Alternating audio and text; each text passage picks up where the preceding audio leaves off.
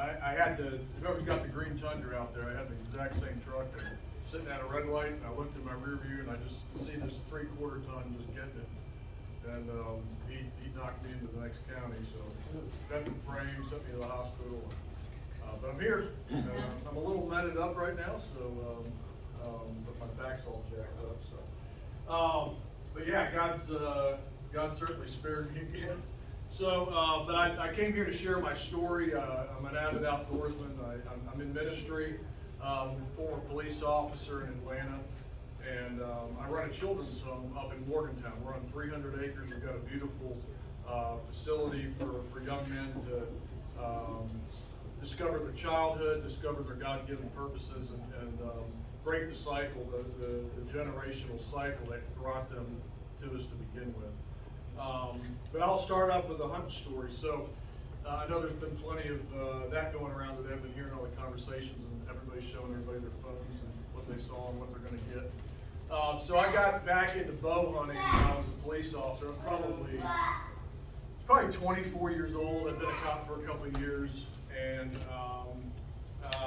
I picked up. I wasn't making hardly anything, and I remember I went and bought a Bear Whitetail 2, $189 full package, including the arrows, quiver, sights. It was like and that was stretching me to buy that thing.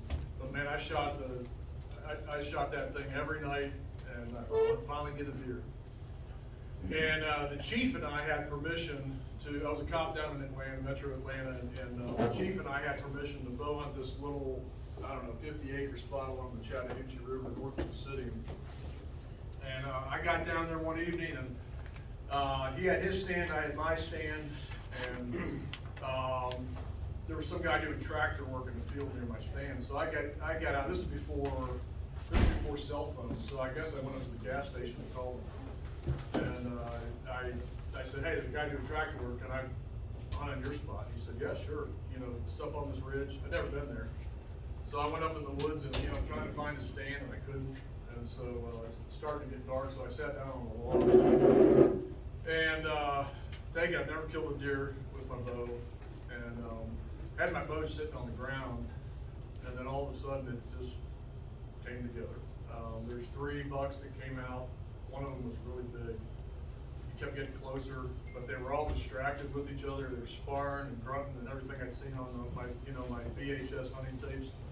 And I was like, okay, this is making sense, And so I'm trying to put it all together. But this big one just kept getting closer and closer, and every time he turned his head and looked at the other bucks, I was able to move, and I put a muzzy right into him, and he took off running. And I got up, and I remember, okay, what do I do now? I remember I'm supposed to walk out and go get a friend. So that's what I did. Got a cop buddy. I said, hey, I just shot a big buck, and I heard him go down, but what's next? And so we went back there and blood trailed this thing for about 40 yards. It turned out to be the state record. I was like a redneck celebrity overnight. 19-pointer. We took it up to the University of Georgia to get scored. It was in the 170s, and then non-typical reductions got down to 158 and change. So anyhow, it was the biggest that year. I think it's still in the top 20. But the guy was trying to buy it off of me for $5,000, and I would. My wife thought I was crazy. She's like, "You sell that thing?" Still on my wall. So he's actually at my office. So now I should have brought him. I've been kind of out of sorts the last few days, and I stepped out and got over here without thinking about it. So my story is I was born over in West Virginia. My father was the first to kind of break the cycle of poverty in our family. He was the first to go to college on either side, my mom's side and dad's side. He had a rough upbringing, alcoholic father, heavy-handed. And my dad was determined to break that, and so I grew up just over in Ohio, northeast Ohio, up in Lake County, Mentor, Painesville area. My dad had a job downtown Cleveland, and he was working for a big chemical, oil and gas company. And he was the kind of father that never. He was a good father. He he was a man of integrity, but Sunday mornings would roll around, and that was something that my mom did. That was something that she, you know, you take the kids to church, I gotta cut the grass, I gotta change the oil, and he always had something else to do that was, that he viewed as the husband's role. And so, had a great relationship with my dad, but, you know, growing up, I'm seeing these two different worlds, and I'm trying to figure this out as a young teenager, young man, being preteen. Where am I gonna go? You know, am I gonna follow my dad's footsteps? Am I gonna follow my mom's footsteps? And, it was a big division in our family. It was huge. Sunday mornings were just awkward. And so, I'm trying to figure out just what it means to follow Christ. Is God real? You know, all these things were just going through my mind as a young man. And so, when I was 11 years old, my father got very sick very quick. I found out he had pancreatic cancer and wasn't given much of a chance. And so for the next 2 years, I saw the cancer just slowly eat my father away. And I'm a young man, I'm going into my teens, this was a tough time for me. I mean, my dad and I were close, but one thing that I saw was that it was during those years that even though the cancer was taking my father physically, he began to turn his attention to eternal things. You know, he was always worried about retirement and saving up and investing in his future, but he never thought about investing in his eternal future. And so I saw this whole transformation in my father's life, and it got to the point where he's pulling me by his bedside and showing me scriptures, and man, he just got on fire for the Lord. He knew that his days were numbered, but he also began to realize that he had secured an eternal future through his Heavenly Father. And so, you know, as a young man, I'm standing back, and I'm just watching my dad's life completely turn around. And so the last thing that my father and I did together, our last father and son outing, was at 11 o'clock on a weekday night, and he said, "Hey, I'm ready to get baptized. Are you?" And I said, "Yeah, I am." And so they opened the church up, and that was our last father and son event together. And so a few days later it passed, but so I went into and then I got really confused. You know, I'm 13 years old. My dad's gone. I had that moment with him, and I knew that salvation moment was there. But that whole prodigal son, you read about the prodigal son. That was my journey going into my teen years. And so everything fell apart for us financially. We had to sell the house, we sold the car, we had the boat. You know, it was like all the toys were gone, and my mom had to find work. And we had some friends that had moved to Atlanta, and they called my mom and said, "Hey, this is kind of a boom town. You can find work down here." So this was in the mid '80s, and I moved to Atlanta, Georgia. And my mom had to work, and I was a teenager that had no parental anything. I was a latchkey kid, and it was a big city. And so I lost my way for a few years. Man, I got into stuff. And you know, sin is fun for a season. And it tasted pretty good. And so I was out there just ripping it and getting into all kinds of trouble. And all the cops in my city knew me, and I knew them. I had an old hot rod, and I was a frequent flyer. So, but I'm wrestling with this moment I had with my father this whole time. This moment I had with my Heavenly Father this whole time. And I hit 20 years old, and I hit my knees one night, and I realized, man, what am I doing?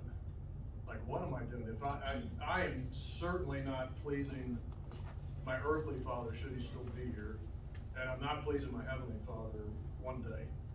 And I said, "God, if you're real, reveal yourself to me." And I didn't have any guys around me. I didn't have a church home. I didn't have, I was just running wild. But man, I hit my knees one night, and I remember I thought, I'm going to dig my Bible. I think I still have that Bible that they gave me when we got baptized. And I didn't even know where to start, but I opened up my Bible, I wouldn't suggest this as a Bible study method, but I just opened it up and I landed in Ephesians 2. And it says here, it says, "For by grace are ye saved through faith, and that not of yourselves, it is a gift of God, not of works, lest any man should boast." And this is the next verse that just got me that night. "For we are his workmanship, created in Christ Jesus unto good works, which God hath before ordained that we should walk in them." And what's that saying is we're created for good works. And I started thinking, what am I created for? Like, what am I'm not doing anything. I was in college, but I had no compass. I had no direction. And so I said, you know what, God, if I'm created for something, I pray that you reveal that to me. And I got into a local church, started hanging around different people. I started this shift, okay? And I began to pray, and I began to read my scriptures, and I began doing things differently. I began chasing God for the first time in my life. And in turn, I found my interest growing to law enforcement. And so put my application in, got hired, and so I went from running from the cops to being one. And probably helped me be a good cop, to be honest. So for the next 12 years, I was on the streets of Metro Atlanta, and man, I was in my zone. I absolutely loved what I did. I helped a lot of young people. I helped a lot of families. God, I got into this rhythm before I'd get in my patrol car and hit my knees, and I say, God, just give me one tonight. Give me one good conversation. Help me point somebody towards you. And he would open those doors again and again, man. It might be on the back seat of my car, some drunk, I'm taking him to the hospital. I just got done fighting this guy, and he goes, man, I need to get back in the church. Or he'd say something off the wall, and I'd say, what'd you just say? You know, and I'd slide the window open, and I'd slow the car down, and we'd have a coming to Jesus talk. But God used those moments. He used my time in law enforcement to reach a lot of people at their lowest points. But what was happening during that time was God was starting to stir something deeper. I was the last few years I was on, I got on the street crimes unit. A lot of agencies call them, like, they got these crazy names like the Scorpion Team or something. We were just a street crimes unit. Same concept. We were the guys, if homicide needed to find somebody, they would come to us with the file and say, go find this guy. Or we worked a lot with the FBI gang unit. MS-13, some of the really tough gangs, we kicked in a lot of doors, and I was just privileged to be on that team. I mean, it was just high speed. It was high speed, and I got a lot of fun stories. But God was starting to stir something in me, you know, through those years of doing undercover work, and I'd come home from work, and my wife and I would sit down, sometimes late at night, and we would just have these what-if conversations. Like, what if we did something else? Like, what if this Ephesians 2, what if all this is for some bigger picture? And we didn't really have clarity on it, but I said, let's start praying about it. Let's see if God opens some doors for us to maybe go into full-time ministry. And it was around that time that I didn't even have a concept of serving, like missions trips, serving others, like that was, I had heard about people doing that, but I was trying to figure out what ministry even meant. I was a cop through and through, and that's what I did day in and day out. And so we're sitting in church one Sunday. I'm tired, probably got in at 2 in the morning. I'm half paying attention to the morning announcements. There's a lady up on stage kind of giving the morning announcements, and in that she says, and we need help in the nursery. And my wife elbows me, and I said, what? She goes, did you hear? And I said, no. And she goes, they said they need help in the nursery. And I said, yeah, I'm not doing that. And so she said, well, why not? She goes, we got a kid down there, and that was my daughter at the time, and I said, yeah, I'm this 6'5" cop, that's not me. She goes, well, why not? So we started having like this domestic argument, like whispering in the church pew. And so finally I was like, okay, you know. sometimes the Holy Spirit wears a dress, and I gotta listen. So, I said, oh, we'll do it. Let's just go down there after church and sign up. For 2 years, guys, I changed diapers and wiped snotty noses.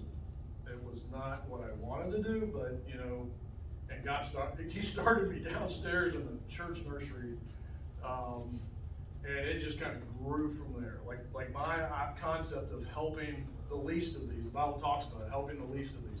And I started thinking, yeah, I mean, there's a need, let's fill it. So this whole conversation started to stir about getting into full-time ministry, helping kids. How do we get these kids out of gang activity? How do we reach these fatherless children like myself? You know, these what-if conversations were stirring. And we started praying about it, and we were quiet. I mean, it was just the two of us. We were kind of keeping an eye on the horizon, and then it hit. We were at church, we went to church, we went out to eat afterwards. We're at a Ruby Tuesdays, we're sitting there, and I see a cop buddy of mine walking out that I had gone to the academy with, and I had not seen him, because there's thousands of officers, different precincts. And Joe LaRocco, I said, Joe, how the kids? Which precinct are you at? He said, well, I quit the department. He said, I'm working for this youth ministry now. It's a Christian children's home up in North Georgia. And I didn't even know this guy was a Christian. I said, really? And he said, you need to come check it out. And so that got my attention. And so that afternoon, we went up and visited Joe LaRocco and his family. He was working at a Christian children's home called Eagle Ranch, and they were house parents in one of the homes. And they had 7 teenage girls in their house that they were responsible for, girls that were in foster care, been in the courts, trouble. And we spent the afternoon with them, and we got home and we couldn't sleep that night. And so we went back the next day and we met with the administration, and we said, can we put our applications for house parent? And they said, yeah, you can, but we don't have any openings. It'll be 2 years before we foresee any openings for house parenting. So we went back and we prayed about it, and about that same time I had a federal law enforcement job that was starting to stir. This was right after 9/11. They were looking for guys in special units. I had an inside pool, and so this thing was starting to stir over here, and so I thought, I said, why don't we'll put our applications in, and I'll take this federal job, and if God does something down the road, we'll make a different decision. So we put our application in. They again said 2 years, and the next morning they called us, and they said, can you guys come in for an interview? And what we found out was about an hour after we had turned our application in, they had a couple that they had hired about a month before, and they never showed up. I don't know what happened to them, but they had this immediate opening for a house parent position in one of their homes, on the boys' side. This is a big facility that have girls and boys, and we just have boys. I'll explain that later. But so we went to be house parent. Man, we got hired fast. I mean, my head was spinning. I had to sit down with the guys on my unit.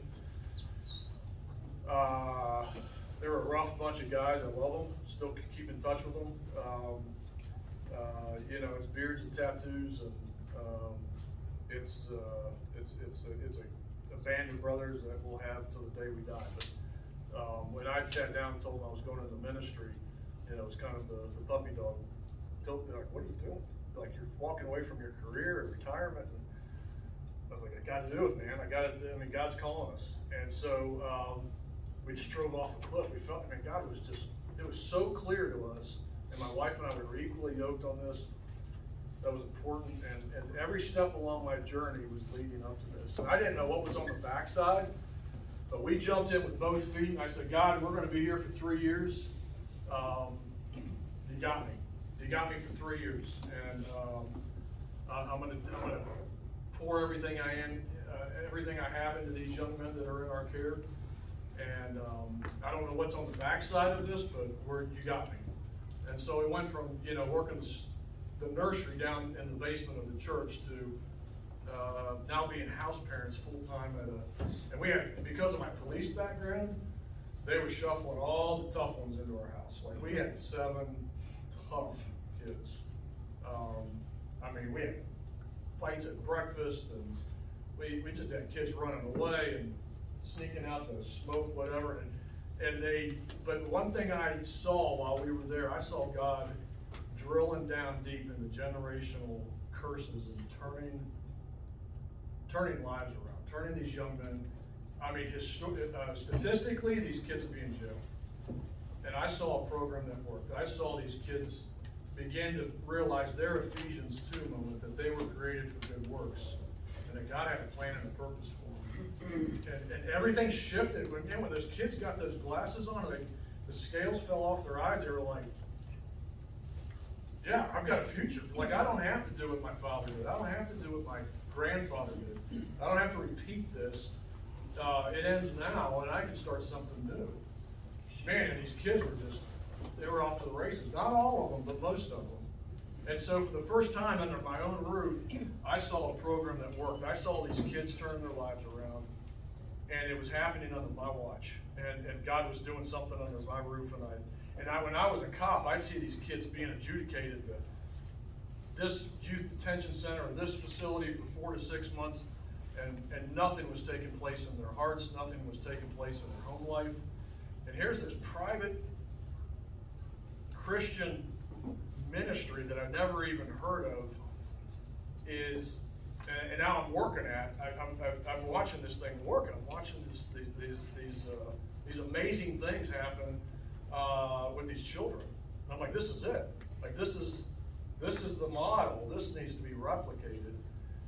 And so my wife and I, about almost 2 years into that, we started this what if conversation, like quietly, pillow talk. What if we did this? Like, what if we started a children's home like this? She's like, you don't know anything about fundraising. I'm like, I don't. But what if? Like, what if God did something? Like I think this is where our path is leading. Like police work and my relationship with my father, all this garbage from my past is now leading to this. And so we started praying about it, and she said, okay, I'm in.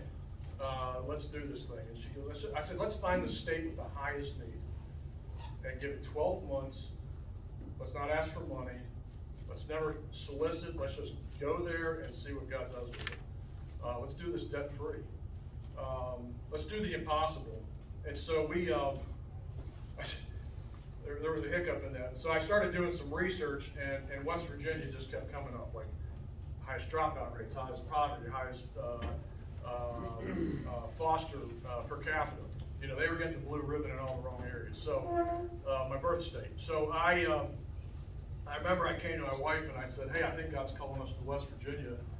And she kind of gave me that Clint Eastwood look, and she said, no, they got trouble with kids in Florida. We're not going to West Virginia. Where is West Virginia? And so it's like, no, I'm out. And so I realized then, I was like, man, we got to be equally yoked on this thing. And we're not right now. So I just backed off. I got quiet for a season. I was like, God, if you want this to work on her. And I'm not going to do that. I'm not going to convince her, make her. And so I just backed off for a while, and she came back about probably 2 months later, and she said, let's do this thing. Let's do it. And it was like that scene from Rocky, with Adrian. Like I got the bell going off. And so I was like, all right, here we go. And so we loaded up. We did our 3-year commitment at Eagle Ranch. We said goodbye to those boys. And we said goodbye to everything that was familiar to us. Loaded up a U-Haul, and we just drove off a cliff. I mean, we didn't. We knew we bought a little house in Morgantown that was a shack. Turned out to be snake infested. It was the next 12 months was a train wreck. We got moved to Morgantown. We get the U-Haul up there. We get into this old house, and nothing. Crickets. Like, I didn't know when the sun would come up. She goes, what are you gonna do today? I was like, well, I'm not gonna ask for money. I'm not gonna solicit. Let's just pray that God opens doors. And there were no doors opening. And I was watching our bank account, just what we had saved up to keep our family afloat for 12 months was draining. Well, I just knew we needed to be there. And God took us, I think he took us down to nothing so he could build us back up to something. But we got down, I remember sitting in the bank parking lot, getting $20 out of an ATM, and our balance said $25.54. And I probably sat there for an hour just holding that receipt going, what am I gonna do? Like, I'm out of bullets. What am I gonna do, God? I'm like $25 away from cashing out and moving back to Atlanta. Because we'd set this, you know, I said, God, if we're gonna do this, I can't go broke, but we're gonna do this debt free. We're not gonna ask. You gotta bring it in. And I kind of look at that season like God was taking us to like a spiritual police academy. He was equipping us with some stuff on my belt that I just needed to learn. How to pray deeper, how to trust more. You know, when you step up and you say, here am I, send me. Sometimes he says, okay, big boy, I got to do some work in you. And he did. And he stripped us down to nothing. We're getting ready. We're broke. We're out of 12 months. Everything has come up to that moment. We're getting ready to move back to Atlanta. I'm kind of getting my exit strategy put back together because nothing was coming together for this big vision to start a children's home. And the phone rings, and it's this guy, and he says, "You don't know me, but I've got 224 acres, and I've heard about your vision. I'd like to meet with you." And so I remember heading out the door, and I'd already looked at like 20 farms up until this point, but when guys found out we were broke and we weren't going to a bank, it was like, there's the door. You're nuts. And so, but this was the first time that somebody actually called us. And so I met with this guy. Beautiful tract of land, but there was no roads. There was a four-wheeler path, kind of like you guys have behind the church here, and that was about it. No utilities, no water, no power. It was 6 miles from campus, WVU campus. And he wanted $720,000, and we're broke. And this guy says to me, I like your vision. I can sell this property tomorrow. I've got some developers looking at it. But I'm going to give you guys first dibs on this thing. I want to see what God's going to do here. And so I kind of walked away stunned, but I came home and I told my wife, and she's like, what are you going to do? And I said, I don't know. I've never even thought this far. Like, we don't have any money.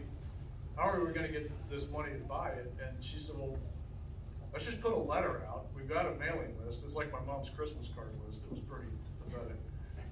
But we put this letter together. It was a one-page letter that just, it didn't ask. It just kind of described, hey, we're going after this acreage. This is where it's at.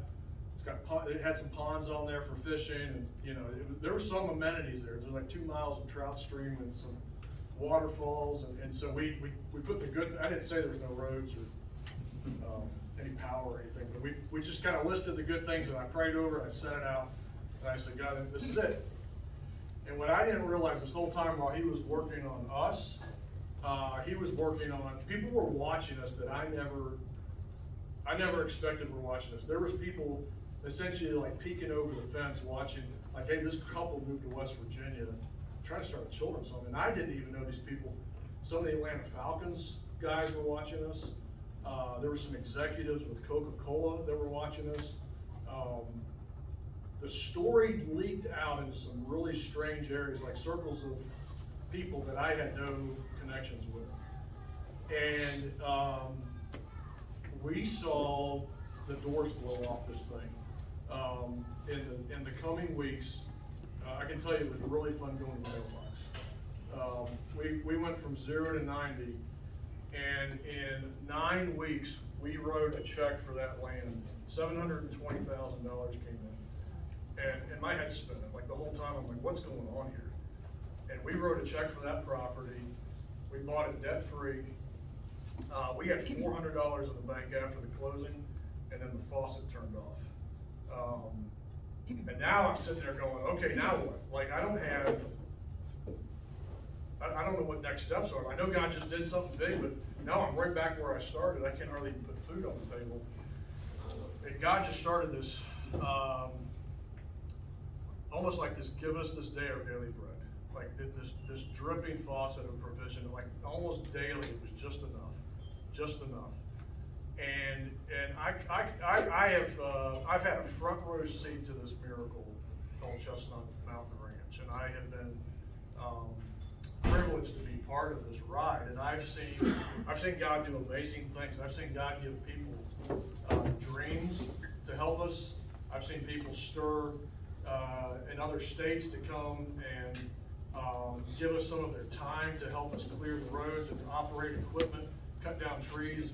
We've been able to, since that day, we've seen this children's home come out of the ground. And where we're at today is we've got about 2 miles of roads cut. We've got a beautiful family life center and administration building. We've got 3 boys' homes built. So we've got 21 boys on site. We have a 4th home that we just raised money for, and these homes are beautiful. We went the distance with the houses. They have to be sprinkled. They have to have big commercial kitchens. There's some hoops that we had to jump through with the state. But we've got the nicest children's home in West Virginia now, and it's a light on the hill for these children and for God's glory. We've got a school that's nationally accredited. The school is designed for up to 60 children. We oversized this school about 3 years ago. We finished it, and it is, so we don't have to go back and keep adding on. So now we're past the 50-yard line, and we just keep adding boys' homes.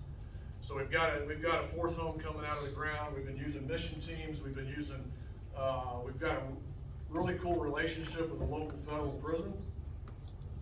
We go in and pick up a crew of 3 guys every morning, and we drop them off at 4:30, and we just pay them with good lunch.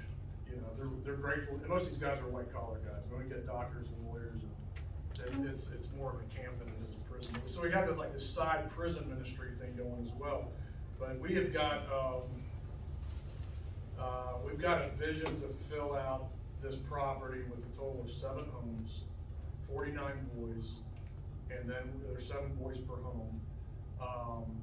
And then a couple years ago, we started paying attention to the foster crisis in West Virginia, and we started praying about how could we step into that field? Like, how could we take this ranch model of how we're reaching the hearts of these children into the foster community? And so I started traveling around the country and meeting with big ministries that were focused. That was their thing, and we started putting this game plan together of bringing the church into, because if you look at historically at foster care, it's always been the church. It's just about 100 years ago things shifted where the state took over foster care, but for hundreds of years before that, it's been the church. Churches take care of the widow and orphans, and so we're bringing that attention back into our communities, and we're getting churches to step up and engage couples that are already, they may not even go to that church, but that doesn't mean the church can't surround them and provide meals and date nights and some support for them to help keep them in the game longer. It's a very simple concept, and it's catching fire. So this whole story is it grabbed national attention a couple years ago. I'm not getting into politics, especially right now, because I know that I'll start getting stuff thrown at me. But we just got a call. I don't care if Donald Duck's in the White House. If somebody calls and says, "Hey, we want to hear about your ministry," just go. I mean, so it was in 2016, maybe 17. I got a call one afternoon, and it was, a young intern says, "Hey, this is so and so with the White House. The president wants to meet with you tomorrow." I was just hung up on her. But I kept her on the phone and said, "Is this a joke?" And she said, "No, this is real." And so 4 hours later, our family was on the plane, and we got to spend about an hour and a half with Trump and Pence back then. And I just shared the story you just heard. I just shared it with them, and they were like, "That's really cool. That's really cool." And we hung out, and then I got more time with Pence, and I found out he's got a Bible study in the White House that he has for White House staff, and he says, "I want you to start bringing the boys." And so I did.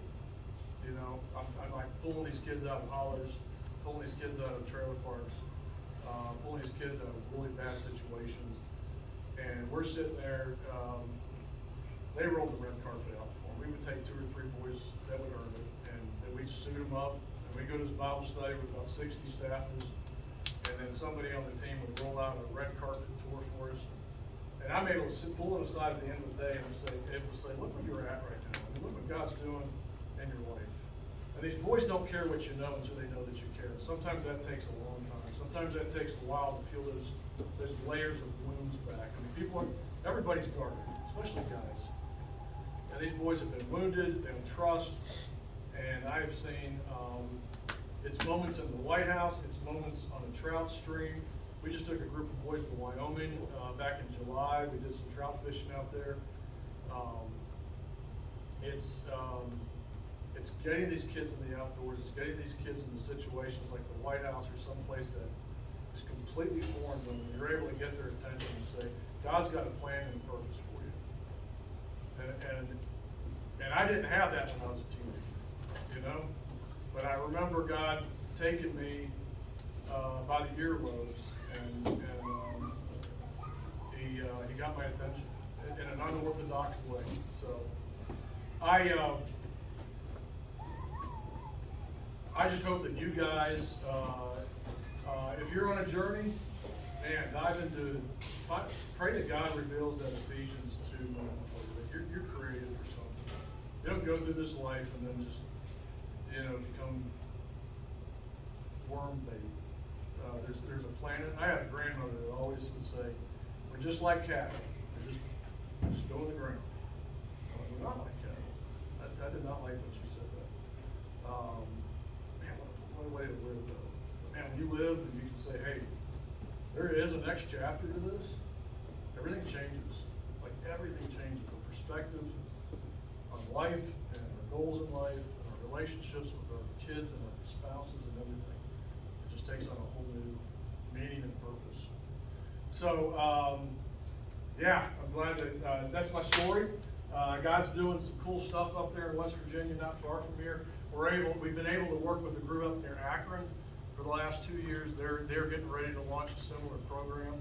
They're called the Christ Foundation, and they're going to pass this up, I think. They had their first event a few months ago. They had about 800 people show up. They had like 120 pastors show up from across Ohio. I think, and God bless them if they pass this up. I mean, it's just cool to see God taking that model, a working model, and changing the hearts of future generations. So, I'll close it there. Hey, God, we thank you for this fun